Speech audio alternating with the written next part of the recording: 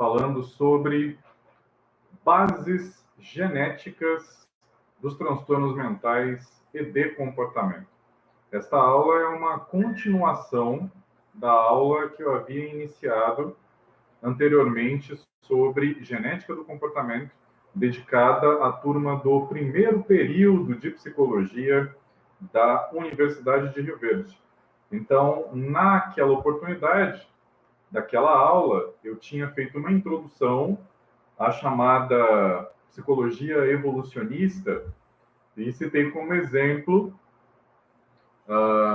toda uma série de trabalhos relacionando a questão da seleção sexual a determinados métodos de investigação do comportamento dentro de um ponto de vista biológico, né? Dentro de um ponto de vista evolucionista. Hoje, eu vou para um outro lado, uma outra área de investigação que utiliza esse método, né, da avaliação das bases genéticas do comportamento, que é justamente o campo do estudo dos transtornos mentais de comportamento, investigando as suas bases genéticas. Então, a minha intenção é de apresentar a vocês hoje os principais modelos de estudo dos fenômenos psicológicos, dentro dessa perspectiva mais biológica, mais psicobiológica, para que vocês possam compreender essa vertente bastante importante de investigação do nosso comportamento, dos nossos processos mentais. Então, de forma geral, existem dois grandes modelos de estudo dos fenômenos psicológicos. Nós temos um modelo dito unidimensional e um modelo chamado de multidimensional. O modelo unidimensional também é conhecido como reducionismo, ao passo que o modelo multidimensional também é conhecido como holismo. No modelo unidimensional, busca-se apresentar as causas, seja do comportamento normal ou anormal, seja dos processos mentais ditos normais ou alterados, patológicos, a partir de causas únicas, ou um grupo de causas bastante limitado. Por outro lado, o modelo multidimensional, também chamado de modelo holista, associado à ideia de holismo, já busca apresentar diferentes fatores para justificar ou para explicar o desenvolvimento do comportamento, seja ele normal ou anormal, os processos mentais, sejam eles normais ou anormais. Então, nesse sentido, esses dois modelos, eles têm sido utilizados ao longo da história na psicologia, em outras áreas, né, das neurociências também. Eu gostaria de apresentar um exemplo prático desses modelos para que vocês possam compreendê-los de uma forma mais didática. Então, eu gostaria de apresentar como exemplo, a questão da esquizofrenia.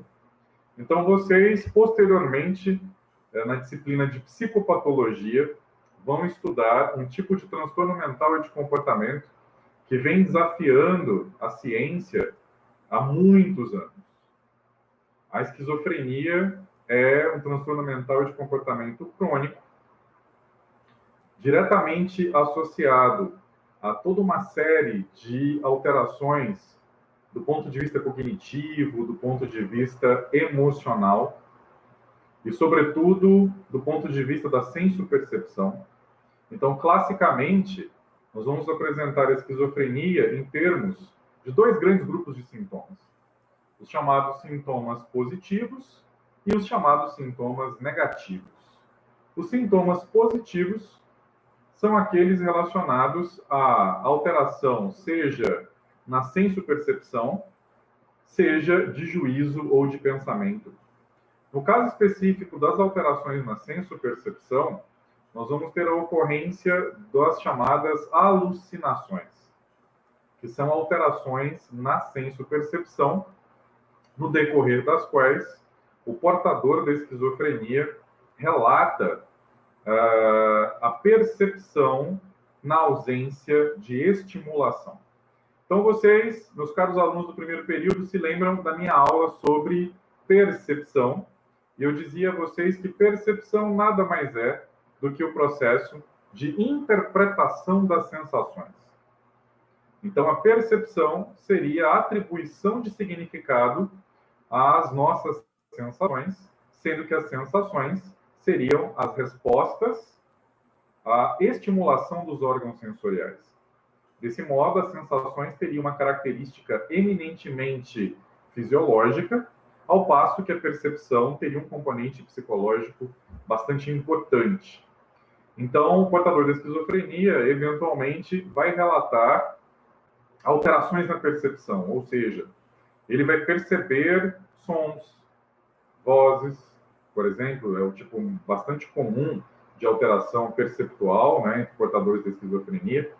De uma forma mais rara, nós vamos ter as alterações na percepção visual, então o paciente relata alucinações visuais, e, de uma maneira ainda mais rara, as alterações na sensibilidade, na percepção da sensibilidade, melhor dizendo, como as alterações sinestésicas. Vocês vão estudar cada um desses tipos, né, de alucinações posteriormente lá na psicopatologia. Então, além das alterações na sensopercepção, como sintoma positivo, nós também vamos ter as alterações no juízo ou no pensamento. E aí nós vamos ter os famosos delírios. É muito importante diferenciar o delírio da alucinação. Muitas pessoas eventualmente confundem. A alucinação, como eu havia dito anteriormente, é uma alteração na sensopercepção. Delírio é uma alteração no juízo, é uma alteração no pensamento. Então, se na alucinação a pessoa percebe na ausência de estimulação, no delírio ela apresenta um entendimento sobre a realidade que é discrepante, é um entendimento bizarro, é um entendimento dissonante. É como se a pessoa interpretasse a realidade a partir de uma forma muito peculiar, completamente divorciada daquele sentido de realidade.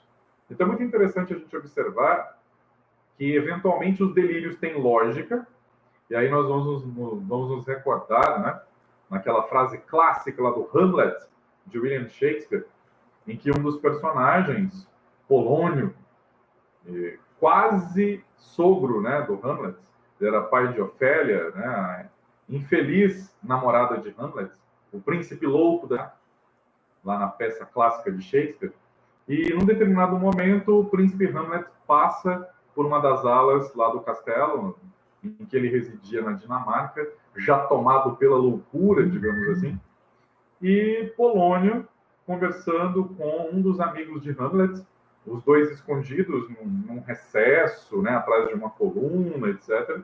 Ao verem o jovem príncipe enlouquecido passar, o amigo diz: "Pobre príncipe Hamlet, tomado pela loucura." Quando Polônio responde: "Todavia, há método na loucura."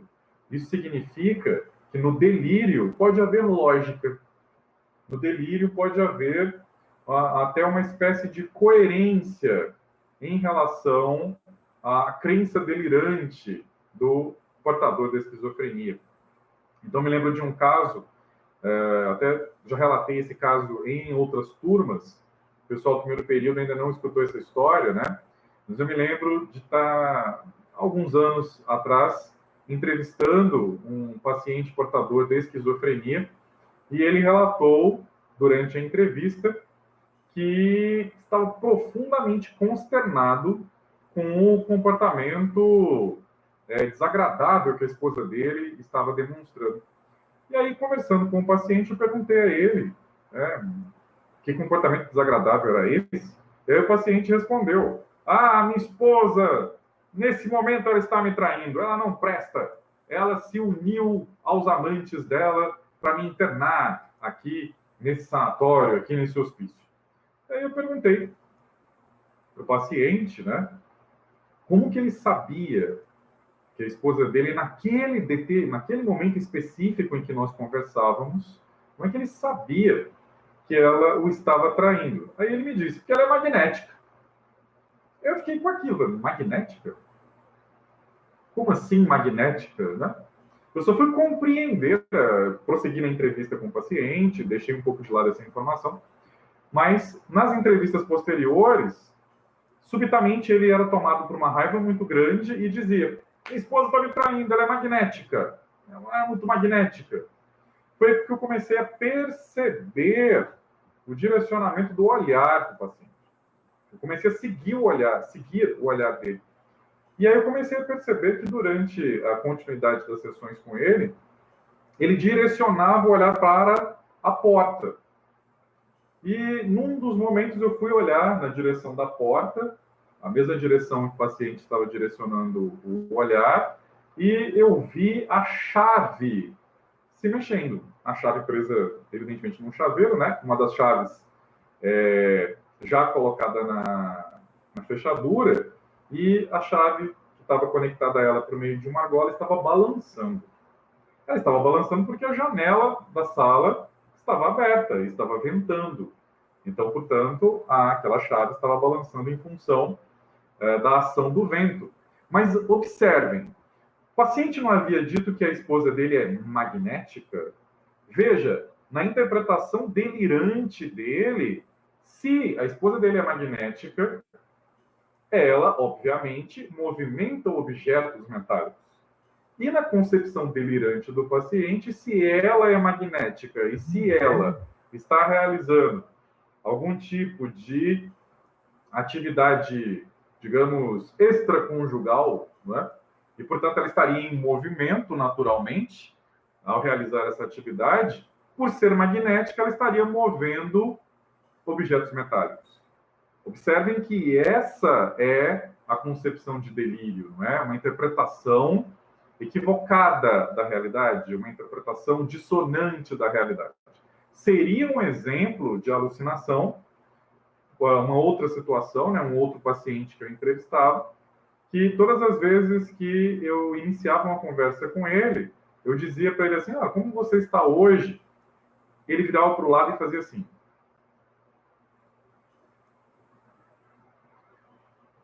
Não vou falar com você. Aí eu perguntava: por que você não quer falar comigo hoje? Aí ele se virava para o lado.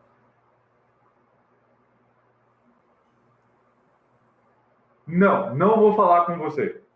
Depois de várias sessões com o paciente, finalmente eu acabei confirmando a minha suspeita de que o paciente ele tinha uma alucinação visual. Então o paciente relatava que o filho dele, que ele havia tido com uma outra pessoa, uma pessoa que ele dizia que era uma pessoa azul. Então o filho do paciente com a pessoa azul o acompanhava durante a estadia dele, né? Da internação dele, etc., e ajudava-o a conversar com as pessoas. Então, esse filho azul, que era mais velho do que ele dizia que esse filho era mais velho do que ele, o ajudava a interagir com as pessoas. Então, vejam que ao ter essa percepção na ausência de estímulos, alucinação. Agora, a explicação que ele dava para a existência desse suposto filho, né, aí já seria a questão do delírio. Então, esse seria o sintoma positivo. Sintomas positivos da esquizofrenia, ou seja, aquilo que o paciente está apresentando agora de alterações patológicas e que antes não apresentava. Por outro lado, outro grande grupo de sintomas presentes na esquizofrenia são os chamados sintomas negativos. E os sintomas negativos incluem, por exemplo, o embotamento afetivo, um maior isolamento, um maior distanciamento em relação às pessoas. Então, o indivíduo ele perde aquele colorido emocional. O indivíduo, em alguns momentos, passa a não ser capaz de expressar de forma adequada as suas emoções. Então, seriam exemplos de sintomas negativos que vocês, como eu afirmei anteriormente, vão estudar com mais detalhes lá na disciplina de psicopatologia. Lá mais para frente, né, ali por volta do 6º período. Então, meus caros, De acordo, por exemplo, com um modelo de estudo unidimensional, esses sintomas positivos e negativos da esquizofrenia seriam atribuídos única e exclusivamente a alterações estruturais e funcionais do sistema nervoso central.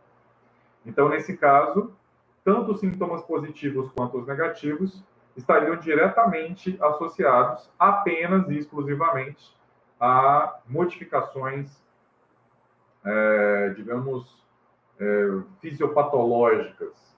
Então, teríamos, por exemplo, alterações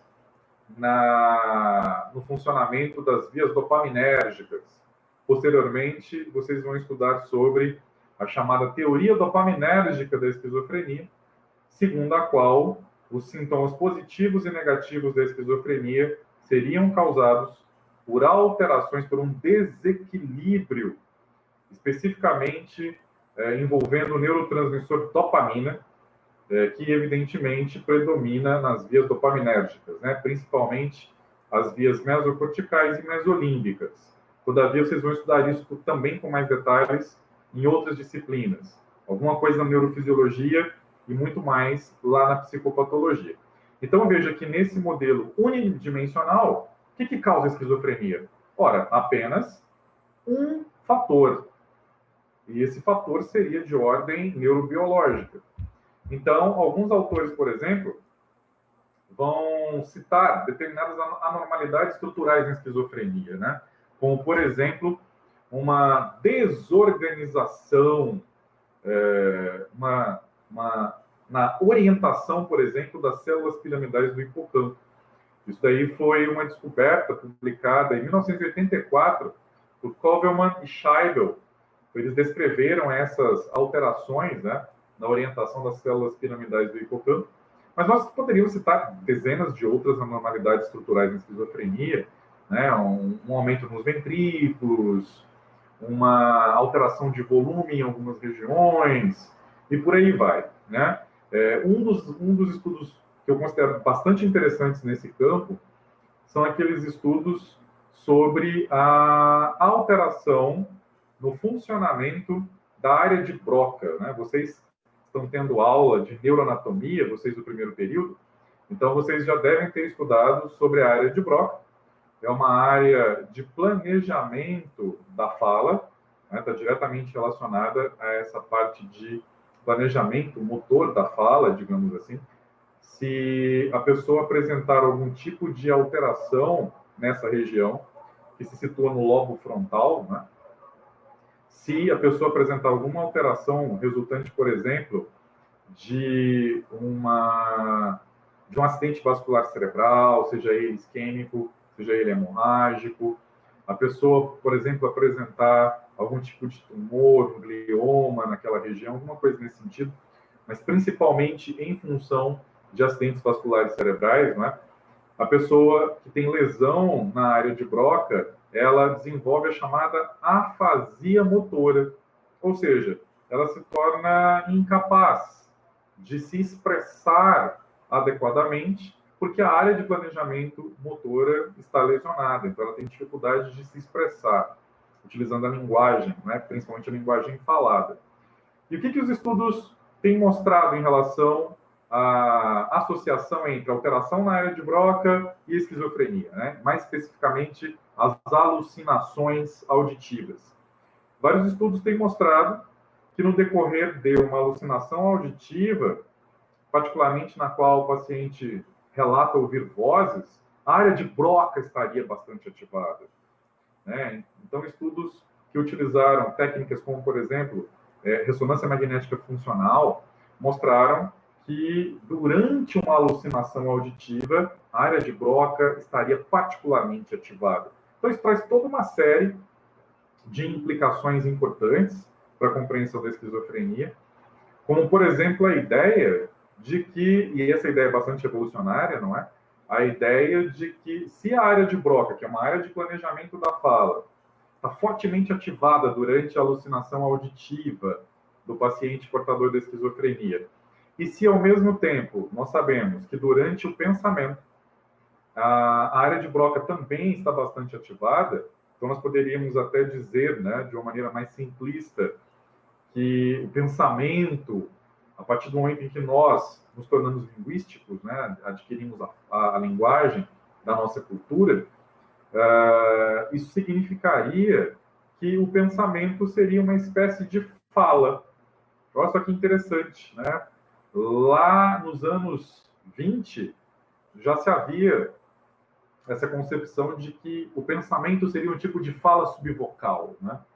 E olha só que curioso, os estudos de neuroimagem mostrando que durante o pensamento a nossa área de Broca está bastante ativada, acabam, de certa maneira, corroborando com essa ideia mais antiga, né?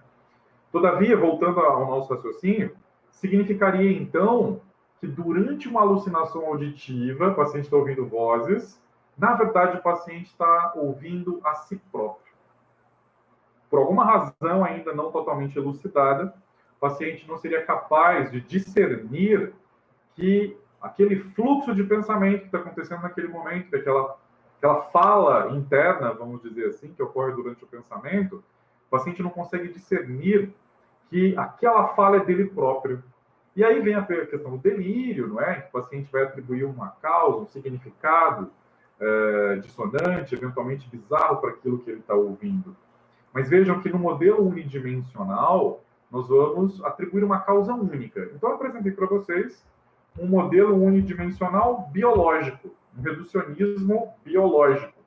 No entanto, existem modelos unidimensionais voltados para o entendimento da esquizofrenia, que são psicológicos, são reducionismos psicológicos. E um desses modelos afirma, por exemplo, que a esquizofrenia é o resultado de um processo de falha de comunicação num contexto familiar. Então, a esquizofrenia seria o resultado de uma anormalidade na dinâmica de interação familiar. Então, para vocês terem uma ideia, nesse modelo que alguns autores vão chamar de teoria do bode expiatório, né, como é que funcionaria esse modelo, né? A esquizofrenia seria o resultado, por exemplo, de uma crise. Imagine uma crise conjugal, né? Imagine um casal que está numa crise de relacionamento e que não tem a maturidade suficiente ou não tem os recursos psicológicos suficientes para discutir essa questão de maneira franca, de maneira aberta e trabalhar, né, essa questão de uma maneira através da comunicação, através da linguagem, através da conversa, através do diálogo, né, digamos assim. E para a infelicidade da criança que surge nesse contexto de conflito familiar, os pais acabam direcionando a sua atenção para a criança, ao invés de discutirem, ao invés de dialogarem em relação ao seu conflito conjugal. Então, isso é um exemplo, né, hipotético. Imagina, o casal está em crise e é muito complicado para os membros desse casal sentarem numa mesa de café da manhã para conversar. Vem na mente de um a ideia de se separar, vem na mente de outro a ideia, que terrível, estou muito infeliz. Mas por aquela série de razões que eu havia comentado com vocês anteriormente, o casal não senta para conversar sobre isso. Não lida com o problema de uma forma franca. Então, uma saída, concentrar-se na criança. Então, a coitadinha da criança está lá tomando seu café da manhã e ela passa a ser alvo de críticas constantes. Aí o pai vira para sua filhinha e diz assim: filha, você come com a boca aberta, fecha essa boca. Aí a mãe vai e emenda aproveitando. Nossa, mas você come de um jeito estranho, você podia comer mais devagar, e por aí vai. Imagine você sendo criado numa família assim durante 14, 15 anos da sua vida. Considerando que, em termos de epidemiologia, né, da esquizofrenia, a maior parte dos primeiros surtos psicóticos, né, o estado prodrômico, vamos dizer assim, né, que posteriormente vai desembocar na instalação do transtorno propriamente dito, Esses primeiros surtos psicóticos, eles tendem a acontecer no final da adolescência, no início da vida adulta. Então, nesse modelo da teoria do bode expiatório, a criança que passou anos da vida dela sofrendo críticas, passando pela intrusão, né, da família, nas suas atividades, etc., essa criança se tornaria, portanto, portadora da esquizofrenia. Então, esse modelo que foi muito difundido, principalmente a partir dos anos 60, com a chamada antipsiquiatria, né? A gente vai observar em algumas obras, como a do Ron DeLange, por exemplo, a ideia de que, e também no David Cooper, psiquiatra britânico, a ideia de que a esquizofrenia seria também resultante das tensões associadas às diferenças de classe social, pressões econômicas e por aí vai. Então vejam que são também formas de reducionismo, né? Nesse reducionismo psicológico ou nesse reducionismo, vamos dizer assim, social, a esquizofrenia seria o resultado apenas desses fatores, sejam psicológicos, sejam sociais. Então, independente do tipo de reducionismo, seja ele biológico, seja ele sociológico, seja ele psicológico, eles se enquadrariam dentro do chamado modelo unidimensional. No entanto, nós vamos ter, como eu havia comentado com vocês, um modelo mais amplo, que inclusive é o modelo mais frequentemente adotado atualmente na investigação da esquizofrenia, que é o chamado modelo multidimensional. O modelo multidimensional parte do pressuposto de que o comportamento, seja ele normal ou anormal, ele apresenta uma multideterminação de causas, ou seja, múltiplos fatores estão associados no desenvolvimento, seja do comportamento normal, seja do comportamento anormal. Então, voltando para o meu exemplo da esquizofrenia. Num modelo de estudo multidimensional, o modelo de ATES-estresse, por exemplo, que eu vou comentar com mais detalhes daqui a pouco nesta aula, esse modelo multidimensional ele vai levar em consideração tanto uma predisposição biológica, ou seja, ele leva em consideração, sim, alterações do ponto de vista estrutural e funcional do sistema nervoso central.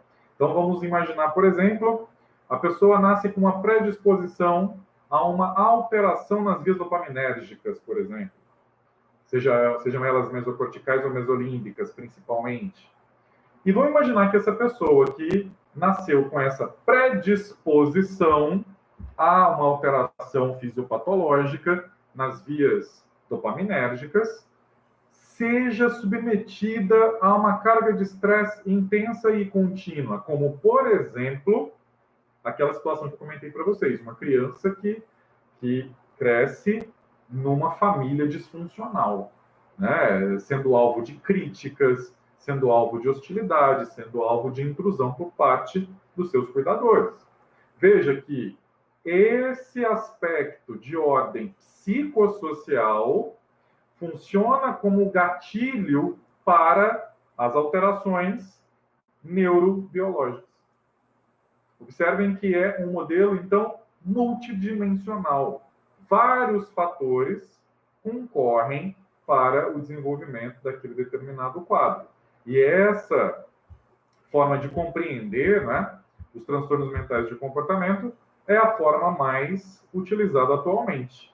É a chamada abordagem multidimensional integrada. Essa abordagem multidimensional integrada parte do pressuposto de que um fenômeno psicológico, para que ele possa ser compreendido adequadamente, requer que nós compreendamos as suas dimensões biológica, psicológica e sociocultural, todas essas dimensões que estão subjacentes ao desenvolvimento desse fenômeno psicológico. É por isso, meus caros alunos do primeiro período de psicologia, que vocês têm tantas aulas aparentemente tão distintas ao longo do curso de psicologia. O curso de psicologia tem aulas biológicas. Então, tem lá neuroanatomia, tem lá neurofisiologia, né? Tem genética e teoria evolucionista. Mais para frente, vocês vão ter a neuropsicologia. Mais para frente, vocês vão ter neuropsicofarmacologia. Mas vocês também têm disciplinas que vão enfocar os aspectos por exemplo, da dimensão sociocultural. São as disciplinas, por exemplo, de sociologia, de antropologia, né? As disciplinas de psicologia social e por aí vai. Então, vejam que para se compreender um fenômeno psicológico, seja ele normal ou patológico, a abordagem multidimensional integrada parece ser a mais promissora, né? Então, vou citar um outro exemplo para vocês compreenderem. Vou imaginar, por exemplo, um transtorno de humor, um episódio depressivo maior. Numa dimensão biológica, nós vamos ter uma alteração neuroquímica, um desequilíbrio em alguns neurotransmissores importantes, principalmente em algumas monoaminas, né? Especificamente ali a serotonina. Mas nós também temos uma alteração numa dimensão psicológica, que seria, por exemplo, um estilo cognitivo negativo. Uma pessoa que interpreta o mundo de uma maneira catastrófica. Uma pessoa, por exemplo, que interpreta o mundo de uma forma mais complicada. Né? Uma pessoa que, por exemplo, acha que não tem condições de lidar com as expectativas que o mundo tem sobre ela. Veja, é um estilo cognitivo negativo, é uma dimensão psicológica. E, por outro lado, nós teríamos também uma dimensão sociocultural, por exemplo, a questão dos papéis de gênero, não é? Ou seja, expectativas sociais em relação ao que cada gênero na nossa cultura precisa desempenhar, quais são os comportamentos esperados. Tudo isso gera uma certa quantidade de estresse que eventualmente se traduz em ansiedade, que eventualmente pode evoluir para um quadro de episódio depressivo maior. Então, veja que esse fenômeno psicológico, transtorno de humor, episódio depressivo maior, então, 3 dimensões básicas, vamos dizer assim, né? Uma biológica, uma psicológica e outra psicossocial. Então, isso seria a chamada abordagem multidimensional ou abordagem integrada, né?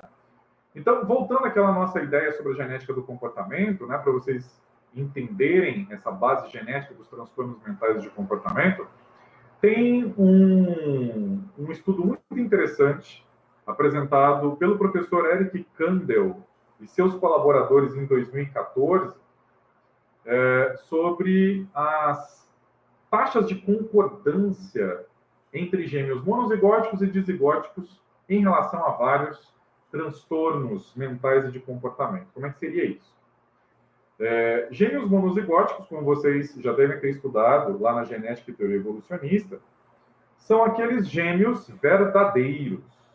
São aqueles gêmeos resultantes da fecundação de um óvulo por um espermatozoide e aquilo que vocês já aprenderam lá na disciplina, né? Por uma série de razões, existe a formação de 2 embriões a partir desse único óvulo que havia sido fecundado por um único espermatozoide.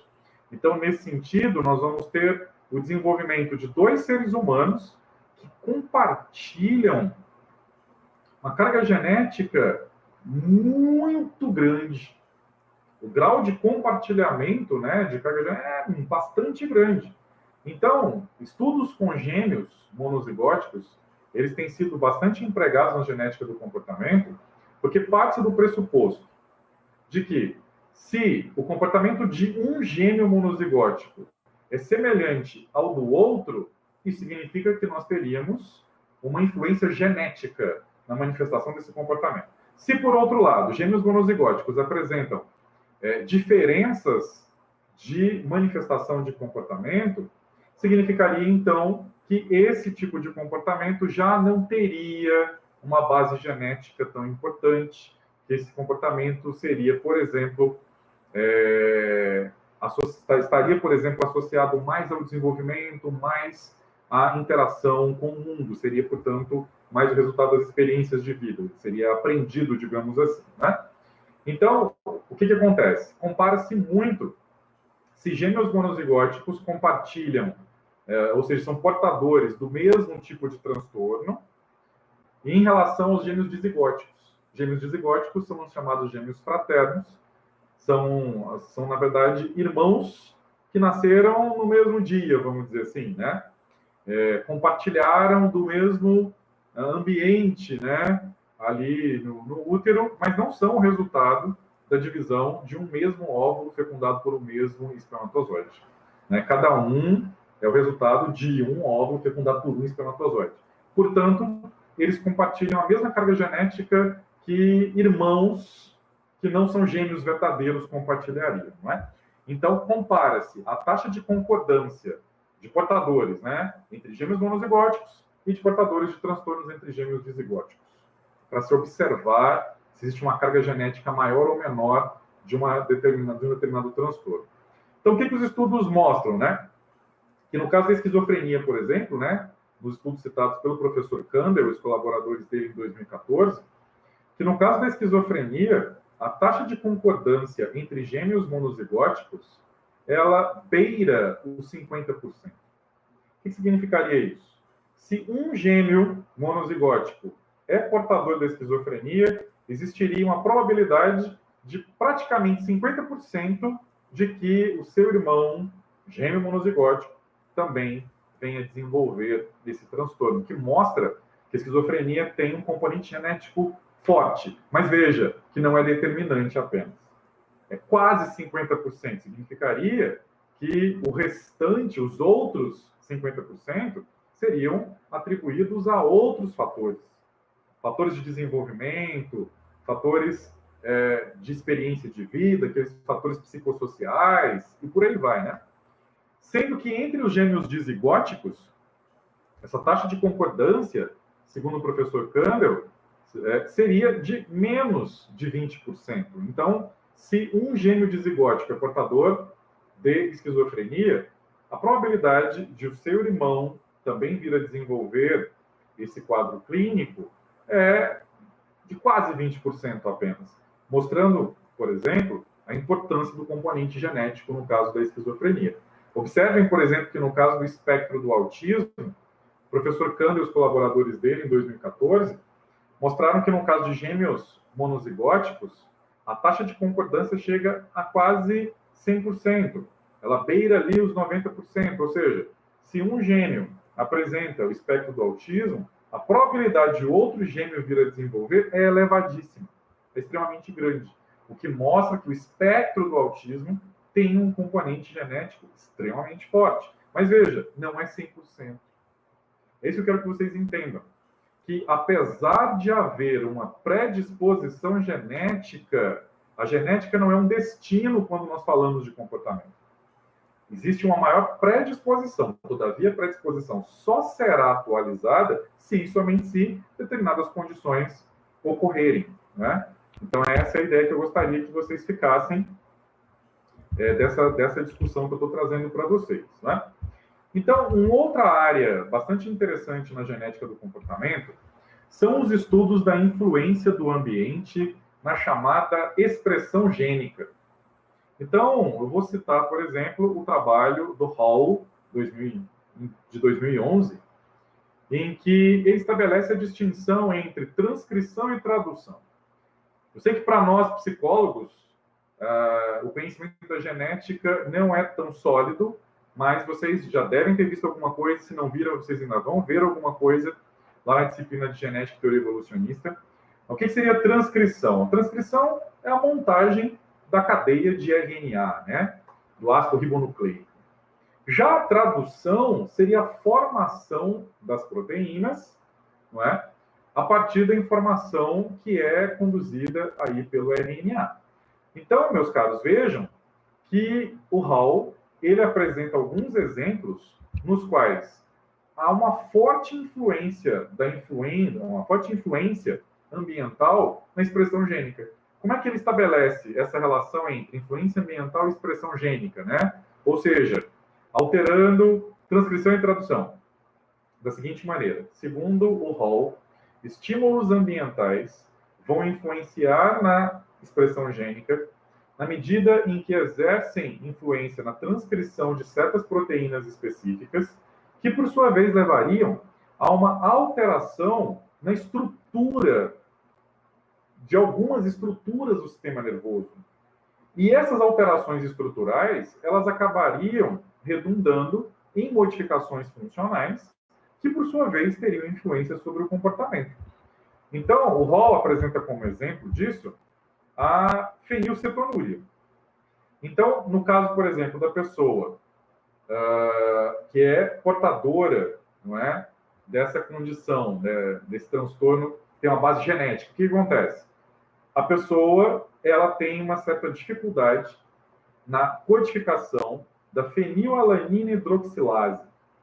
Nesse caso, a fenilalanina ela vai ser convertida em tirosina de uma maneira normal, para quem tem um genótipo normal, digamos assim, né? E aí nós não vamos ter alteração nenhuma no sistema nervoso. Todavia, as pessoas que são portadoras da fenilcetonúria, o que acontece? Se houver uma influência ambiental, e nesse caso essa influência ambiental está diretamente relacionada à dieta da pessoa, olha o que vai acontecer. No genótipo da pessoa existe uma mutação PKU recessiva. Eu não vou entrar no detalhe disso agora, não interessa muito para a gente perderia tempo, mas depois eu vou colocar um link na descrição para vocês poderem ler alguma coisa mais detalhadamente sobre isso. Né? O que vai acontecer? Em função dessa dieta, ou seja, dieta e influência ambiental, não vai haver a codificação daquela substância que eu falei para vocês, que acontece com as pessoas que não são portadoras desse genótipo alterado, né? Ou seja, a fenilalanina hidroxilase. Então, o que vai acontecer? A fenilalanina vai interferir na função neuronal e, interferindo na função neuronal, o que vai acontecer? Deficiência mental. A pessoa pode vir a apresentar alterações cognitivas em função dessas alterações na fisiopatologia, quer dizer, nessas alterações fisiopatológicas do neurônio, resultantes da não codificação aí da fenilalanina hidroxilase, permitindo que a fenilalanina interferisse, portanto, na função neuronal. Então, vocês estão vendo que a genética, meus caros, nesse caso não é um destino, ela é uma predisposição. Então, o principal modelo que tem sido utilizado nos dias de hoje para trabalhar com essa questão, né, da influência do ambiente sobre a predisposição genética é o chamado modelo diátese-estresse. Esse modelo diátese-estresse nada mais é do que a pressuposição segundo a qual uma vulnerabilidade biológica ela torna a pessoa mais suscetível a determinados tipos de transtornos mentais e de comportamento, se e somente se essas pessoas forem submetidas a um determinado tipo de estresse. Então, o que é diátese? Diátese, vulnerabilidade biológica. O estresse, determinadas interações que a pessoa mantém com o mundo, com o ambiente. São os fatores, são chamados eventos estressores. Posteriormente, numa outra aula, eu vou falar um pouco mais sobre estresse. E vai ficar mais claro para vocês essa questão, né? Então, no modelo de diátese-estresse, o que vai acontecer? Vou dar um exemplo para vocês, né? O trabalho do Hariri e colaboradores, trabalho de 2002, que estabeleceu evidências de que a variação genética no transportador da serotonina teria influência na resposta da amígdala. Então, vocês se lembram lá da aula que eu comentei com vocês sobre percepção, né? Eu apresentei para vocês aquele exemplo da chamada resposta fisiológica do estresse, e eu comentei com vocês que a amígdala é o centro neural do medo e da ansiedade. Falou de medo, falou de ansiedade, tem que se falar de amígdala do ponto de vista neurobiológico, não é? Existe uma parte da amígdala, o chamado complexo basolateral, que particularmente é importante na fisiopatologia dos transtornos de ansiedade, por exemplo, porque o complexo basolateral da amígdala, ele armazena a memória da associação que nós fazemos com eventos que causam temor, com eventos que são extremamente assustadores, né? Então, por meio de um mecanismo de aprendizagem reflexa, né? Condicionamento pavloviano, que vocês vão aprender posteriormente em outras disciplinas do curso, como, por exemplo, lá no AEC 1, né? Análise Experimental do Comportamento 1. Vocês vão ver alguma coisa também na introdução à psicologia mais para frente, por meio desse processo de aprendizagem associativa, né? Reflexa, essa aprendizagem ela é armazenada no complexo basolateral da amígdala. Então, veja que se uma pessoa nasce com uma amígdala mais sensível, uma amígdala mais facilmente ativada, não é, pelos eventos estressores, via tálamo, por exemplo, né, que recebe as nossas aferências sensoriais, veja que se essa pessoa for submetida a um contexto de estresse, mais facilmente essa pessoa vai ter a ativação da amígdala, que por sua vez vai ativar eixo hipotálamo e hipófise adrenais, e a partir daí nós teremos toda a resposta fisiológica do estresse, com a liberação de cortisol e todos aqueles efeitos que o cortisol tem, né? E que a literatura já tem associado tanto à ansiedade patológica quanto à depressão, né? O excesso de cortisol, a hiperativação do eixo hipotálamo e hipófise adrenais e uma maior ativação da amígdala. Então, veja, se a pessoa nasceu com uma amígdala mais sensível, necessariamente ela vai se tornar uma pessoa portadora de ansiedade patológica? Não, desde que essa pessoa não seja exposta a determinados eventos estressores. E mesmo se ela for exposta a determinados eventos estressores, se essa pessoa aprender a interpretar as situações estressoras de uma maneira apropriada, vejam que haverá um impacto positivo sobre a amígdala dessa pessoa. Então, essa é a proposta do modelo de ATES-Stress, né? Estabelecer uma interação entre predisposição genética, gatilhos ambientais e a manifestação, aí sim, das características de um determinado transtorno. Então, olha aí o exemplo, pessoal, que eu estava falando para vocês, né? Vocês estão observando aí, nesse gráfico, o nível de concordância de determinados transtornos entre gêmeos monozigóticos e dizigóticos. Essas informações elas foram publicadas por Kandel e colaboradores em 2014. Essa expressão estranha que vocês estão vendo aí, né, et al., é uma expressão latina que vocês vão aprender a usar posteriormente na normatização de trabalhos científicos. Essa expressão latina et al. É a abreviatura também do latim de et ali, que significa e outros.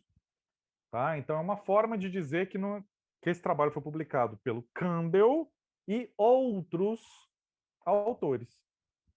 No modelo da Associação Brasileira de Normas Técnicas, mais do que 3 autores. Não é? Kandel é um autor muito importante nas neurociências, é um psiquiatra norte-americano, ganhador do Prêmio Nobel de Medicina e Fisiologia de 2000. Eu, particularmente, tenho uma admiração muito grande pelo professor Eric Kandel, porque o prêmio Nobel que ele recebeu foi por demonstrar onde estão as nossas memórias. No discurso de recebimento do prêmio Nobel, né, o professor Kandel disse que a motivação para a realização do trabalho da vida dele, ele passou mais de 40 anos pesquisando isso, foi o interesse de compreender os aspectos da teoria psicanalítica de Freud dentro de uma perspectiva neurobiológica. Como a memória, ou seja, como o passado exerce controle sobre o presente. E como é que o passado exerce controle sobre o presente, meus caros? Através das nossas lembranças, através das nossas reminiscências, em última análise, através das nossas memórias. Então, o professor Kandel passou 40 anos da vida dele estudando memória. E o trabalho é fascinante. Posteriormente, eu vou mostrar alguns resultados do trabalho dele para vocês, tá?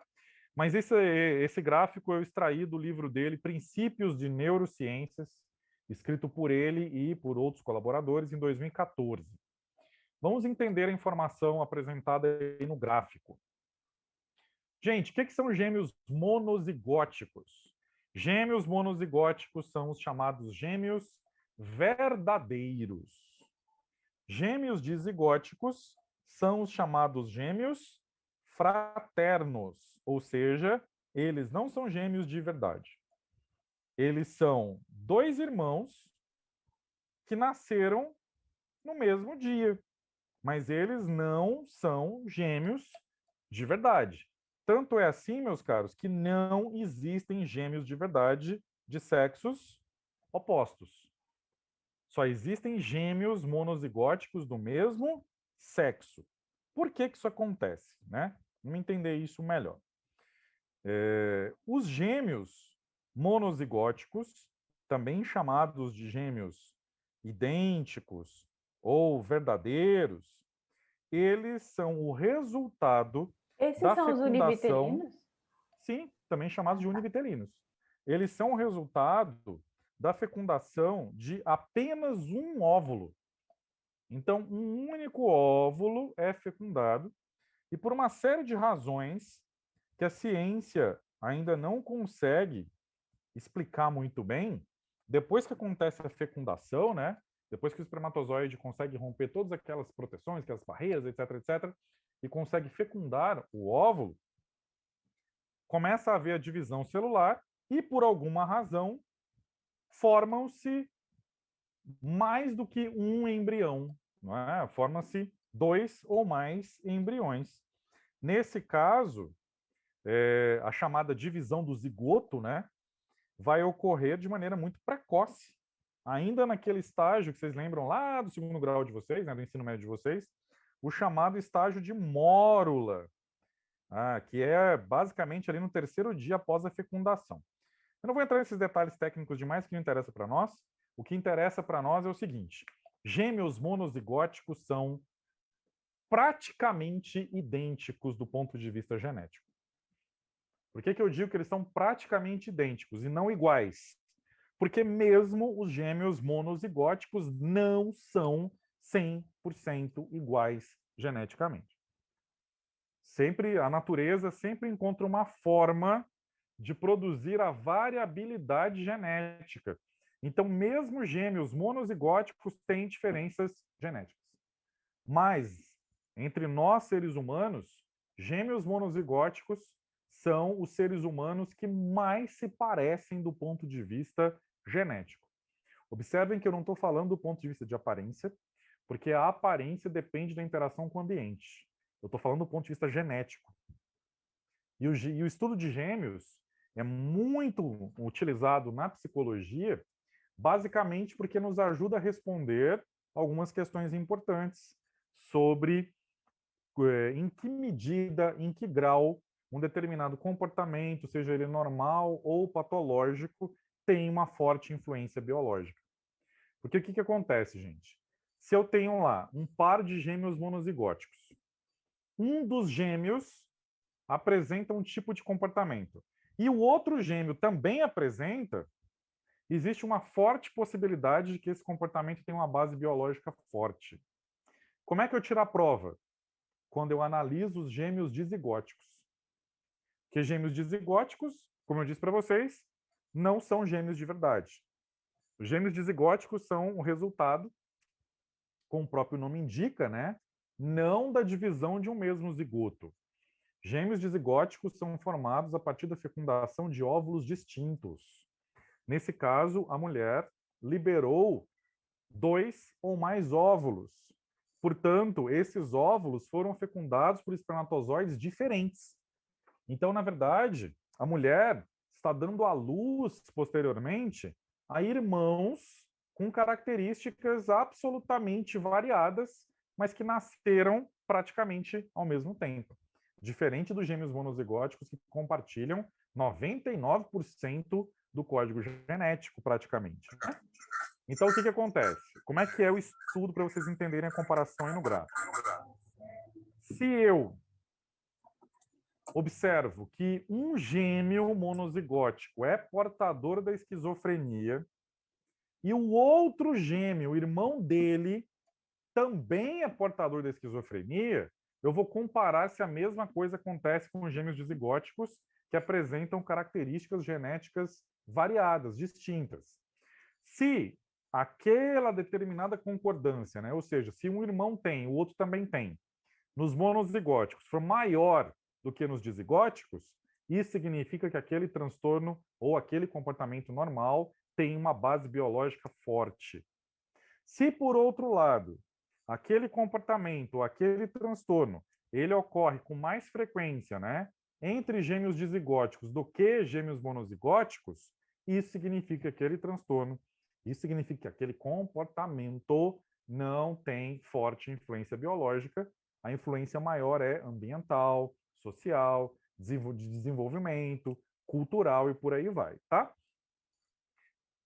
Nós temos uma série de estudos muito interessantes, desenvolvidos pela Universidade de Minnesota, nos Estados Unidos, que é o chamado Estudo de Minnesota com Gêmeos. Eu, inclusive, vou fazer muita referência ao estudo de Minnesota com Gêmeos posteriormente. Porque como é que é esse estudo?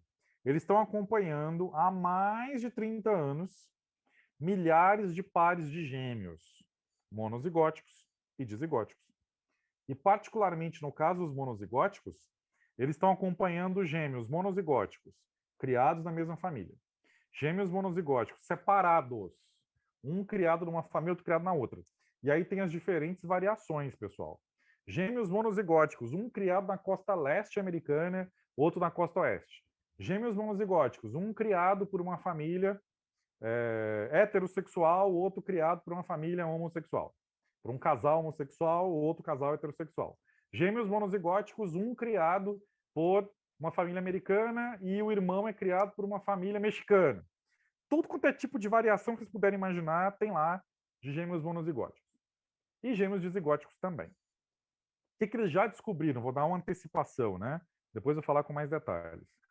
Eles descobriram, por exemplo, que parece que o gosto musical tem uma forte influência biológica. Então, eles estavam estudando pares de gêmeos monozigóticos criados em famílias diferentes. Esses gêmeos perderam os pais precocemente, ficaram órfãos e, por uma série de razões, foram adotados por famílias diferentes. E foram criados em locais diferentes e muitas vezes nem tinham contato uns com os outros. O que o levantamento do estudo de Minnesota com gêmeos descobriu nesse caso? Só para vocês terem uma ideia. Até um dado surpreendente. Tinha lá um gêmeo criado numa certa família que gostava muito de heavy metal. E ele gostava muito de Black Sabbath. Aí o irmão dele, que ele não conhecia, que ele não tinha contato, criado por uma outra família totalmente diferente daquela, também gostava de heavy metal. Só que no caso, esse irmão gostava de Metallica. Aí numa outra família tinha a irmã que gostava de, por exemplo, um tipo de música pop específica que era o synth pop, né? Que é o pop com sintetizador, coisa típica ali do final dos anos 80, início dos anos 90, né? Coisas como Alphaville, coisas como, por exemplo, Duran Duran, de Pitch Mode, enfim, coisas da minha época lá. E aí, o que acontece? Uma gêmea gostava, por exemplo, de Pitch Mode, e a outra gêmea, que ela não conhecia, não tinha nem ideia onde estava a irmã dela, criada por uma família totalmente diferente, gostava, por exemplo, de Duran Duran. Então, assim, parece que o gosto musical tem uma certa influência biológica importante. A felicidade também parece que tem um componente biológico forte. E depois eu vou explicar para vocês outros resultados do estudo de Minnesota com gêmeos, né? Mas deixe-me focar agora no gráfico. Observem o caso da esquizofrenia. Na esquizofrenia, vocês estão observando que a taxa de concordância, ou seja, um gêmeo tem esquizofrenia, o outro também tem, chega a cerca de 50%. Seria mais ou menos 0,5 aqui a taxa de concordância, ou seja, 50%. O que significa isso, gente? De cada 100 gêmeos monozigóticos, quando um apresenta esquizofrenia, em 50% das vezes, o irmão também vai apresentar esquizofrenia. Veja que a taxa de concordância para gêmeos dizigóticos é abaixo de 20%. O que significa isso, gente? Que a esquizofrenia tem um componente biológico forte, tá bom? Parece que estou chegando uma informação aqui no chat.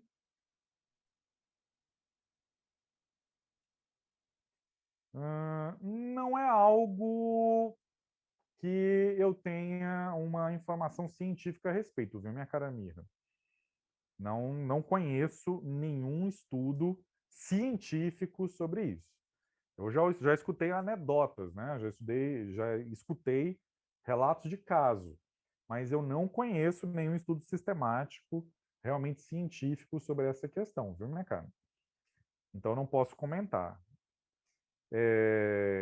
Por outro lado, observem o transtorno afetivo, pessoal. O que é transtorno afetivo, né?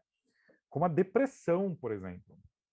Observem que a depressão apresenta mais de 60% de taxa de concordância, o que mostra que a depressão tem um componente genético bastante forte, tá? Agora, olha o transtorno de pânico, por exemplo. No pânico, vocês já estão vendo que a taxa de concordância já é bem menor.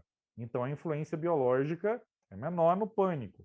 Mas olha só que no caso do autismo e nos transtornos do espectro do autismo, né? Observem que, basicamente, no caso do autismo, praticamente não há concordância entre gêmeos dizigóticos, o que mostra que o autismo é um transtorno com uma base biológica forte. E os transtornos do espectro do autismo, vocês estão vendo que se um gêmeo desenvolve o autismo, em 80% das vezes, o irmão gêmeo dele, gêmeo monozigótico, também vai desenvolver o autismo, o que mostra uma influência bastante forte de aspectos genéticos, né? A mesma coisa acontece com o transtorno de déficit de atenção. E aí, no caso do déficit de atenção, vocês estão vendo que tem uma forte influência ambiental também, né? Porque desses transtornos analisados pelo professor Kandel e pelos colaboradores dele em 2014, é o transtorno que apresenta maior probabilidade de concordância em gêmeos dizigóticos, o que mostra que o déficit de atenção tem uma forte influência ambiental também, tá? Vamos aqui na sequência, pessoal? Então, aqui nós temos os riscos de desenvolvimento da esquizofrenia ao longo da vida. Esses dados também foram compilados e publicados pelo professor Kandel e seus colaboradores em 2014. E aí vocês começam a perceber a influência genética, né? Então, por exemplo, aqui nós temos o percentual de genes compartilhados e aqui nós temos a relação com o paciente portador de esquizofrenia. Então, por exemplo, qual é a probabilidade de uma pessoa ter esquizofrenia e outra pessoa aleatoriamente na população também ter esquizofrenia? 1%. Essa é a prevalência da esquizofrenia na população em geral. E o que é bem interessante é que essa prevalência parece ser transcultural. Vários estudos têm mostrado que essa prevalência de cerca de 1%, ela acaba se repetindo em várias culturas diferentes ao redor do mundo, né? Já quando nós temos primos em primeiro grau, então, por exemplo, um primo tem esquizofrenia, qual a probabilidade dos outros primos também desenvolver esquizofrenia? Apenas 2%. E qual é o percentual de genes compartilhados entre você e os seus primos? Apenas 12,5% dos seus genes são compartilhados, né, com os seus primos. E aqui no caso de tio e tia, 2%. Sobrinho e sobrinha, 4%. Neto e neta, 5%. Meio-irmão e meia-irmã, 6%. Agora, olha o detalhe interessante. O pai de uma pessoa tem esquizofrenia. Qual é a probabilidade dessa pessoa também ter no futuro? 6%. A mãe tem esquizofrenia. Qual é a probabilidade de o filho dela ter esquizofrenia? 6%. Agora, olha que interessante. Se, por outro lado, o indivíduo, aqui, ó, irmão e irmã, né? Se a pessoa tem um irmão que apresenta esquizofrenia, a chance dela desenvolver esquizofrenia é de 9%. Tá? Agora, olha só que interessante. Se a pessoa, né, vamos imaginar aqui que a pessoa tem um filho, que seja portadora da esquizofrenia. Qual é a probabilidade de outro filho também vir a ter esquizofrenia? 13%. Tá certo? Aumenta para 13%. Agora, se os gêmeos são dizigóticos, 17%, que estatisticamente é quase nada, é a mesma coisa dos irmãos aqui, né? Filho e filha. Agora, quando é gêmeo monozigótico, pessoal, cerca de 50%, ou seja, 48%. Isso indica que a esquizofrenia é um transtorno que tem uma base genética realmente bastante robusta, né?